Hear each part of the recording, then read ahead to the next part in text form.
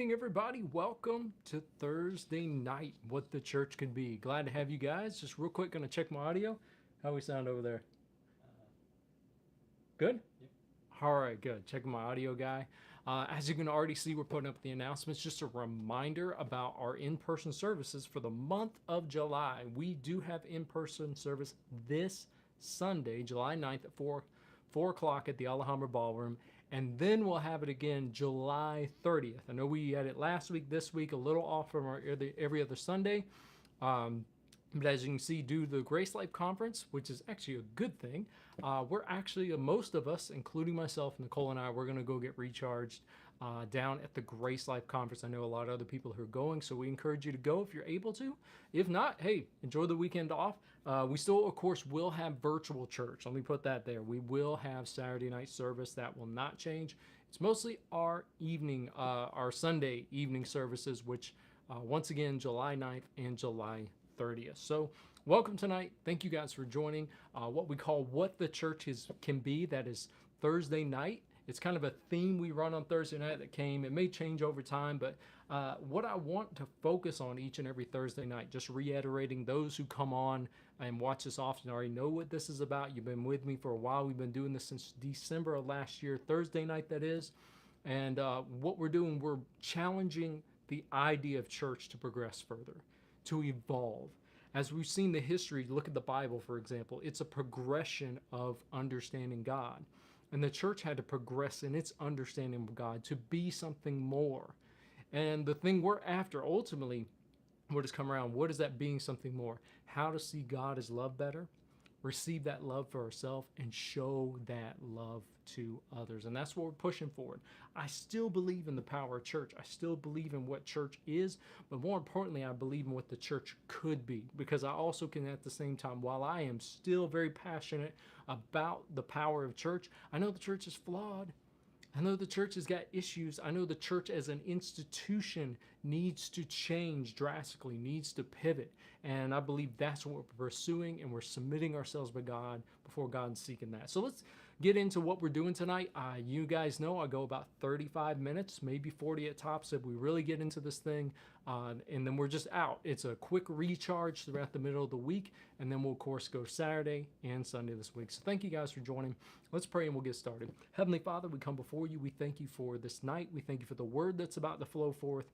We thank you for your spirit ministering to us an on-time word, a specific word that we need in this moment. And whether somebody's listening to this live right now, or they listen to 2 weeks from now, 2 months from now, 2 years from now, may it still have the same power, effect, and impact to bless all of us. In Jesus' name, amen. All right, getting into this, what I've been on and pursuing, ultimately, before I say exactly what it is, we've been after this thing about how to love people better.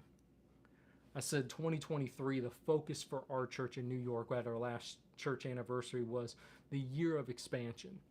And so what do we focus on expanding? Our ability to see God as love, receive that love for us, and show it to others. But that means our understanding has to expand about who God is. And as 1 John 4:19 says, we love because he first loved us. So we've been going on different messages, different takes on how to treat people better. And it has been radical because it's been outside some of the views of what church world says is normal, how to treat people and how to love people. But that's what happens when you look at Jesus. When you look at the cornerstone of the church is what you do. You saw Jesus present radical ideas for his time and moments when he was talking to people about how to see humanity. And we're back on that same trajectory, and we're challenging ourselves because we have not arrived. I don't know about you, but I know me, I'm not perfect yet. I have not been perfectly able to love myself and treat others with the best empathy, best respect, best honor, and treat them with love. I strive for it every day. I am a million times better than I used to be, but I still have so much more to go, and I'm committed to a lifestyle of learning how to do this. So what we've been talking about, and I've been talking about different angles of this on Saturday, on Sunday, because I really want to inject this thing into our church. I really want to push this heartbeat, this passion about breaking or building. Breaking or building, we're talking about using our words ultimately in the form of negative criticism that tears people down. Our lower self, our fear-driven self, our insecure self. Where do you get that scripture from? Galatians 5. When it talks about we're going to follow the flesh or our selfishness or our sinful nature, the lower self actually, or are we going to follow the Spirit of God? And in our relationships, we've got to choose which one we're going to build up, which one we're going to tear down, which one we're going to use is what we're doing.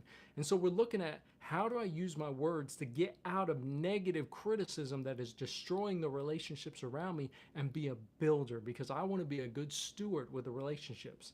The sum total of life is how you treat people.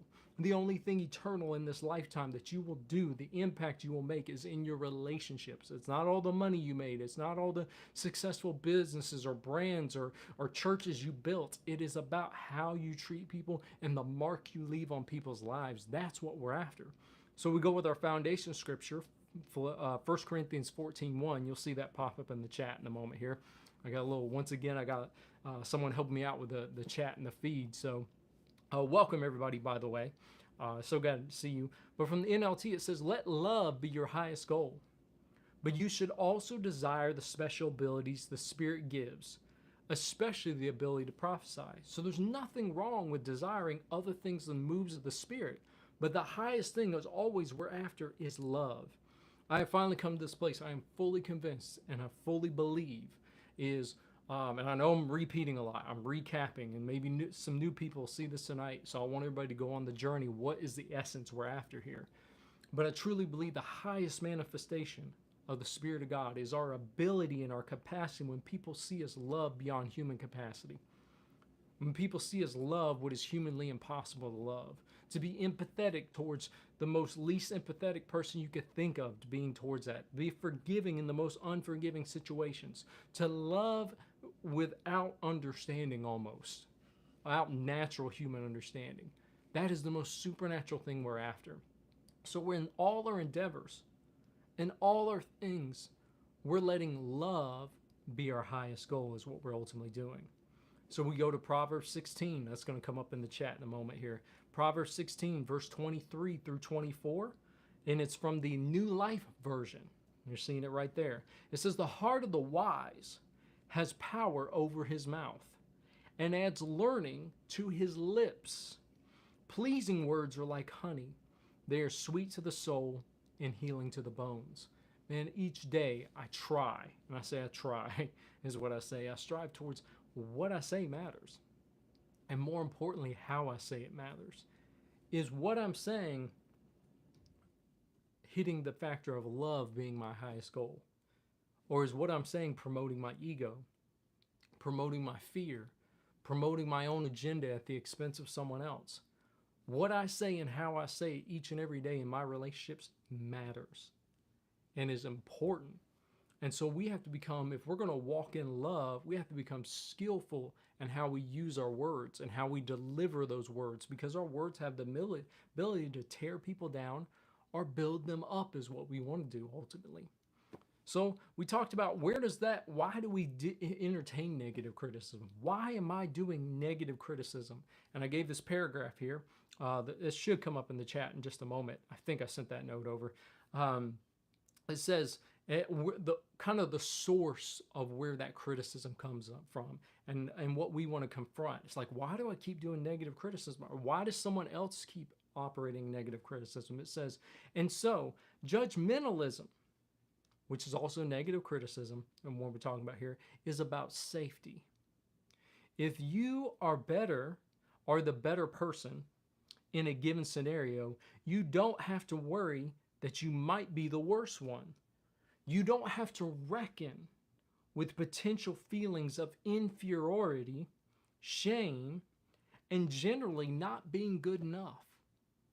So instead of facing the fact that we feel threatened, that we feel insecure, that we don't feel safe, and maybe communicating or facing that in a healthy way, we will resort to negative criticism and slinging it at other people to deflect it, to distract in different ways we've been identifying. We went through the 15 things, we went through 1 through 6. Tonight I'm going to, Lord willing, get through the rest of them. I'm going to push to get through the rest of these. That's what I'm going to do. I got 8 more to hit. So we're going to have to boom, boom, boom, boom. But instead of dealing with the inferiority, we'll use negative criticism to be a distraction to be a thing that doesn't deal with it ultimately. And so what do? We neglect the fact that we need to heal on the inside. We neglect the fact that we need to deal with our own brokenness. And because we ignore it, we continue to hurt others. We can continue to destroy relationships. We will actually break down. See, tearing down others only tears down ourselves, by the way. Building up others builds ourselves up. And so we don't want to be in bondage to inferiority. God doesn't want us to be in bondage to shame. And God doesn't want us to be in bondage to insecurity. He wants us delivered and whole from that. And when you keep continuously operating in negative criticism, you are telling yourself, well, I want you to recognize, I am in bondage to insecurity and I need to get free from it. So let's go away let's talk about 8 different ways. We have a list of 15. I won't go through all of them. As we go through, I'm pretty sure I sent the notes over. These will pop up in the chat is what I'll do each one as I list them. But we're going to go through 7 through 15 of possible reasons why people may do negative criticism or participate in it. And this is just so we can identify, because if you don't know how to recognize it, how can you deal with it? How can you recognize, oh man, I'm feeling insecure, so I'm using this form of negative criticism? Or how can you help others? Not judge others, not beat each other up, but help others and recognize that. Because here's the other thing. I know me, when I get negative criticism slung at me, not constructive, we talked about constructive already, but when I get negative criticism slung at me, I start sometimes questioning myself. I start saying, well, did I do something wrong? Maybe something's going on? And now that I've been teaching so much on what negative criticism, not constructive criticism, negative criticism, I've learned how to start identifying. One, I started learning how to recognize better constructive criticism and receive that as something helpful and beneficial to me to grow. But then I've also learned how to recognize negative criticism, where I know how to be empathetic and compassionate, loving towards a person, but I also know how to not let that get on the inside of me and start controlling me. So, and then also recognize when I participate in it and how to be better myself. So let's go to 7. Number 7 says, one of the ways I came up with, they might have a strong opinion about a subject. They might have strong opinion about a subject. Now, this is something that's real popular, especially you get talking about politics and any of those other things, but let's talk about some of the things we talked about last week. We talked about our understanding of God. We might have a strong opinion of our concept of God and our understanding and our belief system. And when someone conflicts with that, we will take negative criticism to try to belittle their opinion. Now realize I'm saying opinions, because everybody's like, well, everybody wants to believe their opinion is fact, by the way, because they want to feel right. But that's arrogance. Because here's the thing, we're always growing, we're always changing. My opinions and facts change yearly, honestly. Every 5 years they're updating, because why? I have a different understanding and I know things differently than I used to know. So my opinions are very different today. That's a normal process, by the way. And we have to be aware of that all of our opinions are always changing as we grow in life. They're shaping, they're evolving. But we shouldn't use a conflicting opinion that when someone doesn't agree with us or we don't agree with them, that we berate them, that we tear them down, that we start, you know what it is, church world likes to say, every time they don't like something, well, you're the devil, you're Antichrist, you're a Hitler. That's a fun little popular one that's going around more. Well, this is some Hitler stuff anymore. This is dumb. It just really is at the end of the day. All of a sudden you are, and I've done this. I am actually inadvertently telling you how unintelligent I am, because I'm reaching for the trigger word instead of actually thinking through my thoughts, maturing and allowing my thoughts to be sharpened, which is iron sharpens iron, and using it as an opportunity to grow. Because here's what I'm going to find out. I'm going to find out my opinion is wrong and right at the same time. And how can that be? Because my opinions a lot of times are incomplete. That's how a fraction of it can be right, but the other fraction can be completely wrong. That's what we have to recognize. I've seen this happen a lot in ministry world, especially when we get big conferences. I've seen this at big conferences where people have conflicting opinions and concepts about God, and they start debating each other, and they'll come up and preach behind each other and just go back and forth with each other a lot. And I'm like, dude, you're seeing the same God from a different angle. Think of a mountain. I can't see a whole mountain if I'm standing in front of it. I only see one side. So you put four people around the corners, the north side of the mountain, the south side of the mountain, the west side of the mountain, the east side. Well, west side is saying it's all, the mountain is completely trees. The east side is saying it's all rocks. The south side is saying there's a bunch of snow on it. And the north side is saying there's a waterfall. And all of them imagine if all of them walked around and said, well, the mountain's a waterfall. And the other one says, oh, well, it's rocks. No, it's not rocks. It's a waterfall. Or the other one says, no, it's not a waterfall. You idiots. It's a snow. It's a bunch of snow is what it is. No, you idiots. I know exactly what this entire mountain is. I saw it with my own eyes. It's trees. And here's the whole thing. All of them are only seeing a one perspective of the mountain. And a lot of times when it comes to opinions, we have to walk in a room knowing that and be more emotionally intelligent and not so threatened and insecure that we can be wrong and right at the same time, that we can all grow when we listen to the different perspectives and we allow ourselves to build each other up. Let me keep moving because I said I wanted to get through this. So I think you guys get it. Don't let the fact that you have a strong opinion and it conflicts with somebody else or vice versa be an opportunity to tear each other down. Number 8, they seek admiration and approval. They seek admiration and approval.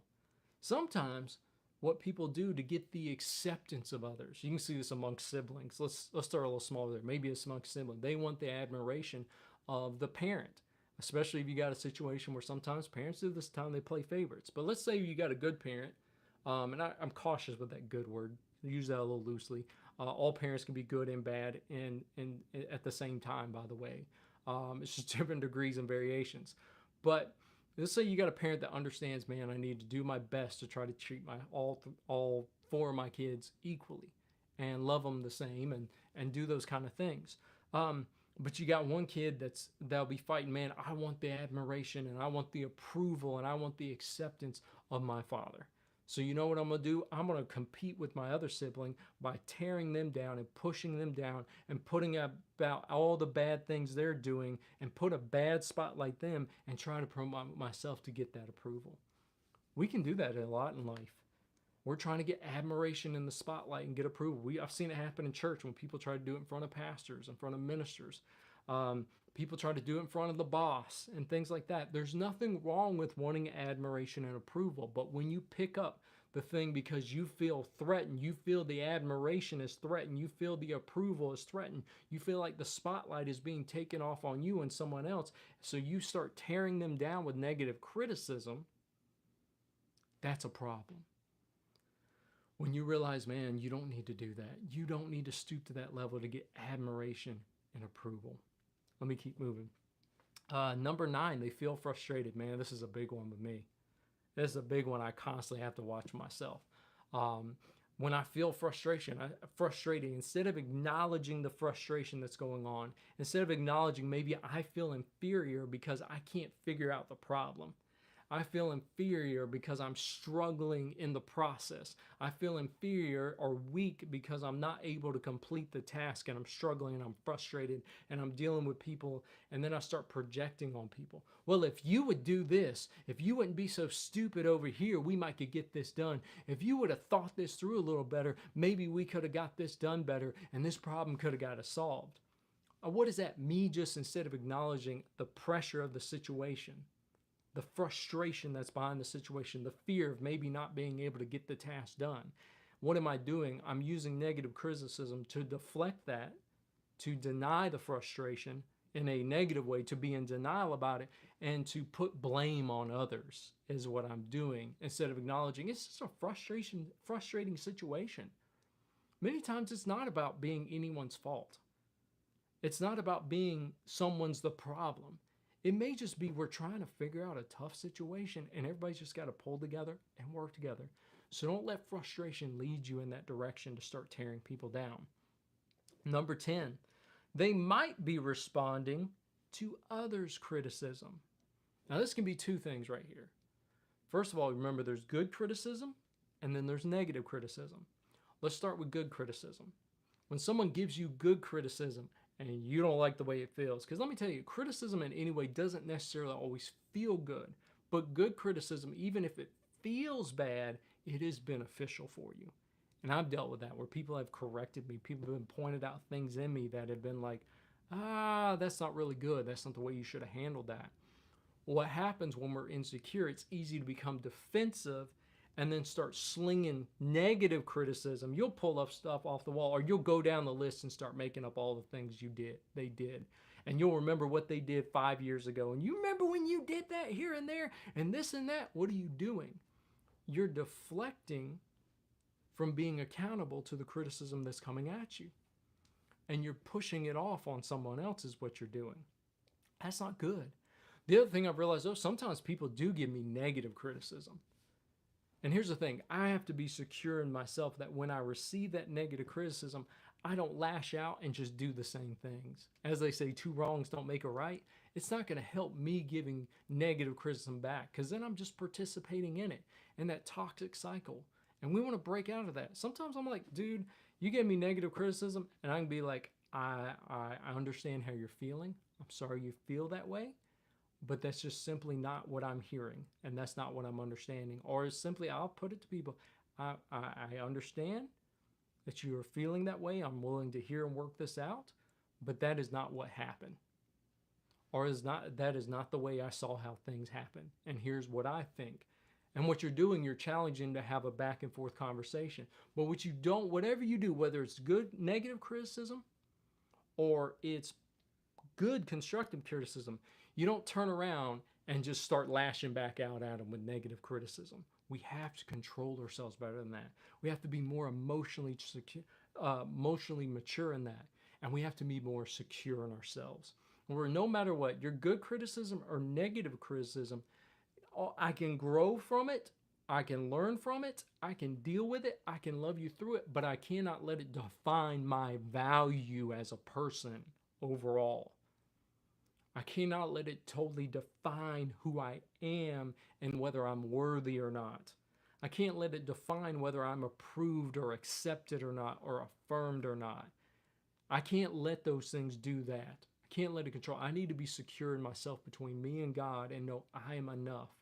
And that way, no matter what criticism comes, what type it is, I can handle it. And I can respond in a mature way that is appropriate and that is helpful and that is non-destructive. Man, that's how we love better. All right, let's go to number 11. They don't want to deal with a problem. Whoo, here we go, guys. Don't look at the other person, because I know you just thought of this person. Man, yeah, I gave them some good feedback. And don't get into that. Challenge yourself. Man, I know when I don't want to deal with me. And I know when I can pick up negative criticism and start criticizing someone else or a situation to avert the attention, to distract. I know people that do this all the time.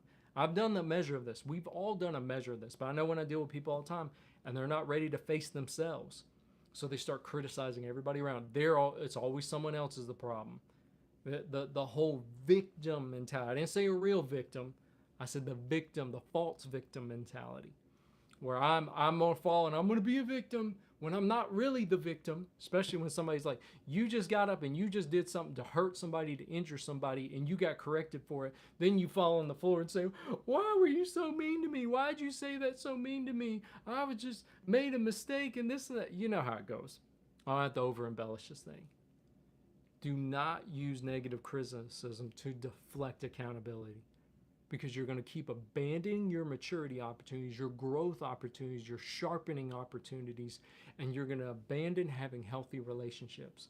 Because if someone can't give you feedback when you do something that hurts them, man, that eventually is going to turn into abuse. And they're not going to want to hang around long for that.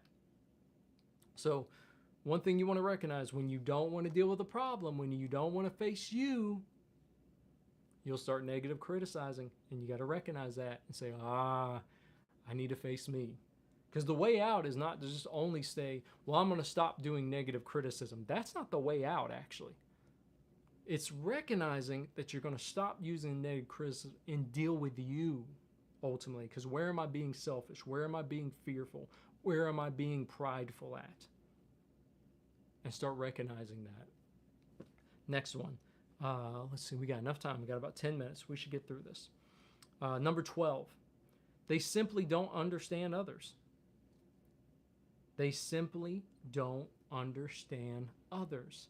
Now here's the other thing. When you don't understand something or don't understand what people are trying to tell you, sometimes you can feel stupid. Now, each one of these, I'm giving you examples. You're going to find uniquely how this flows in your life. All 15 of these reasons I'm giving you may not apply to you.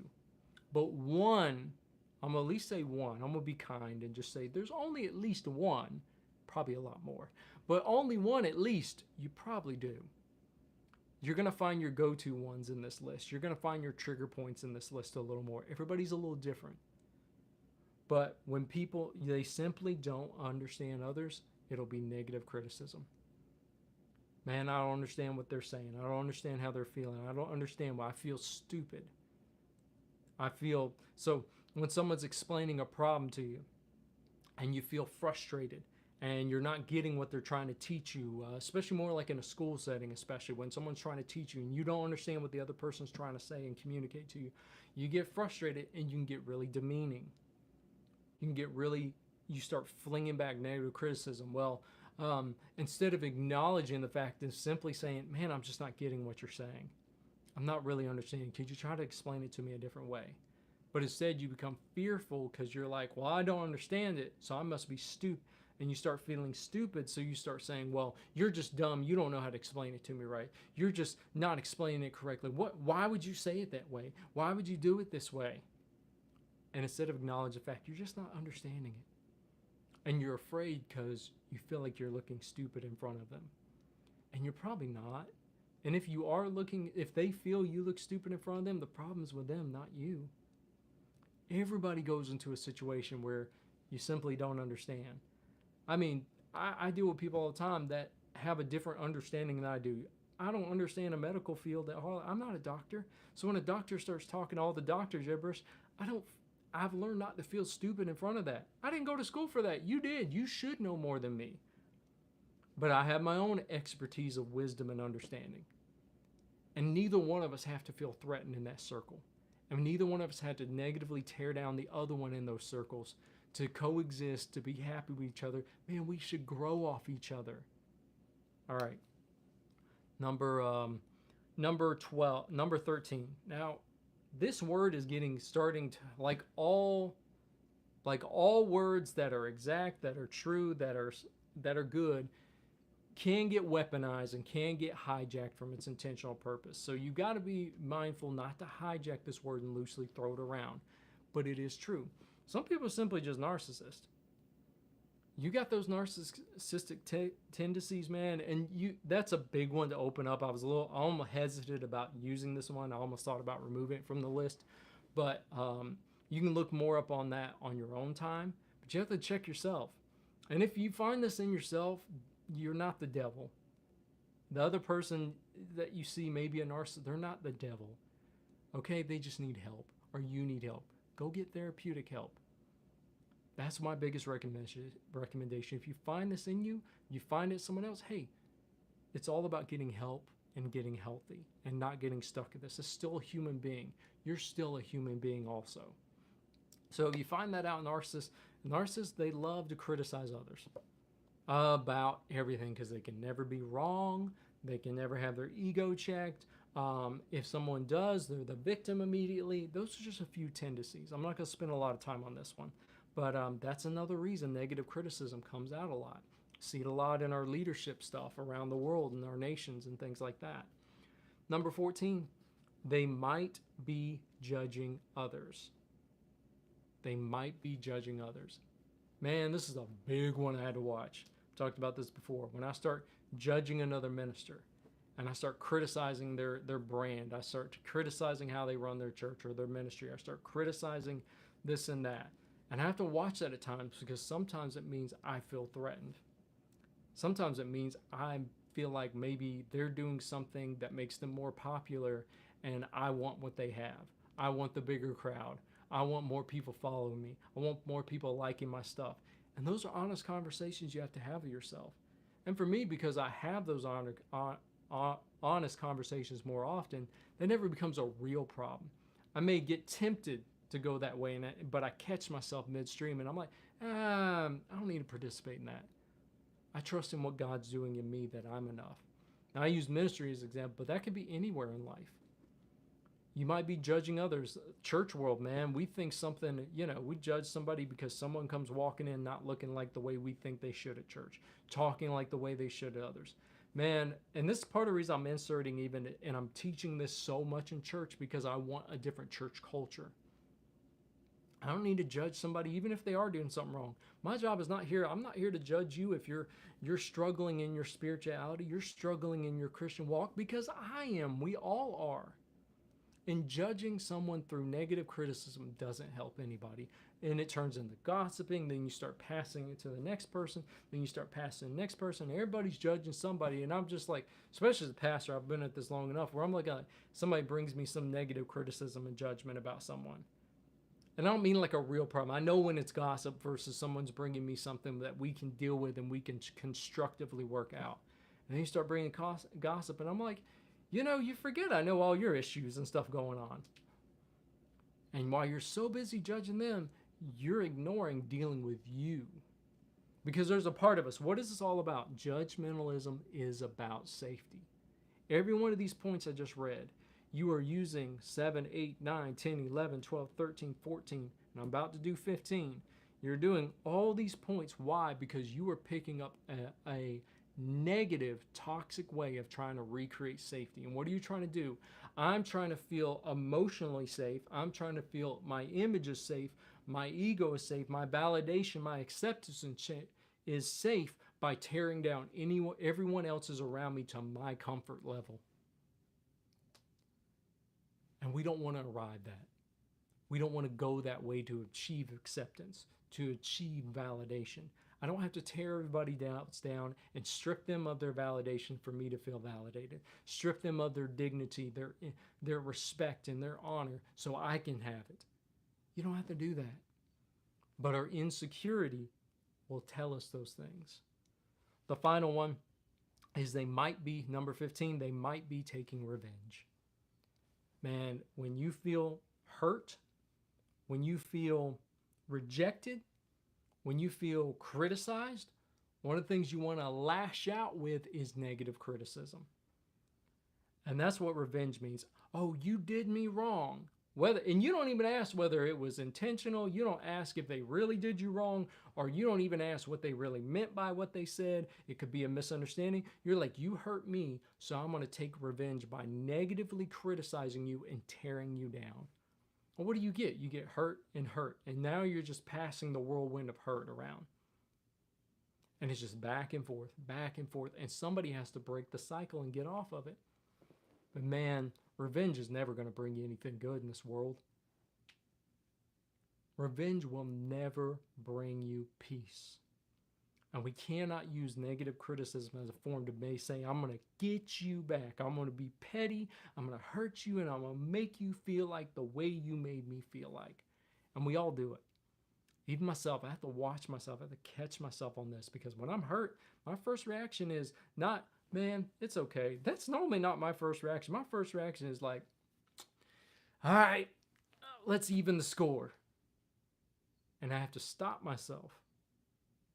And here's the thing. There's times I go ahead and I take my revenge.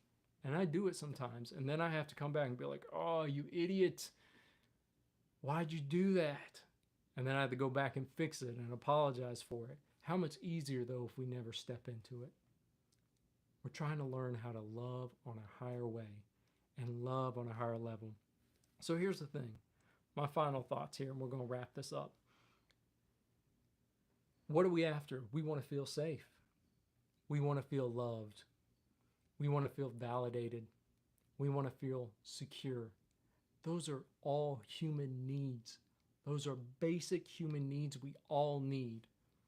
But what the enemy does, and what life does, and what our selfishness does, what our twisted part of us, our fallen part of us, instead of trusting in God to get those things, instead of communicating those needs in a healthy way, instead of doing the work internally to heal ourselves from our brokenness, from our issues, we will resort to negative criticism and tearing down others and being destructive to try to achieve it.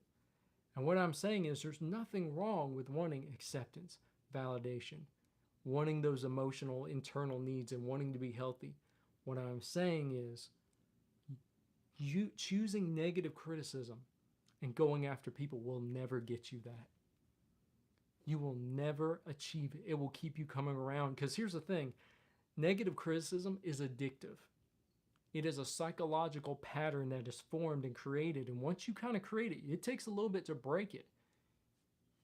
You got to train yourself to get off of it. Because if not, you're going to keep doing it. You're going to keep doing it. And you're going to keep destroying every good relationship till you completely destroy yourself. And my challenge to you is to do the work to get off of that cycle. And how do you do it? You got to love you. And I don't mean that cheap love. I love me. I love it. No. I mean, because here's the thing. If you really love you, you don't have to say nothing about it. You just know it. Insecurity's loud, but confidence is quiet. No, I'm talking about shut up and be quiet. I'm not talking about that. I'm talking about, you know what I'm talking about. Insecurity is just always having to do something extra to try to prove themselves. When confidence, man, you just know who you are. And you just do what you got to do in life, and you move how you need to do. Everybody has to go through this process. It looks different for everybody. It's different levels, different ways it goes through. But man, do the work. Because when you do it, you're going to be a lot happier. You're going to be a lot healthier. And you're going to have good relationships in your life.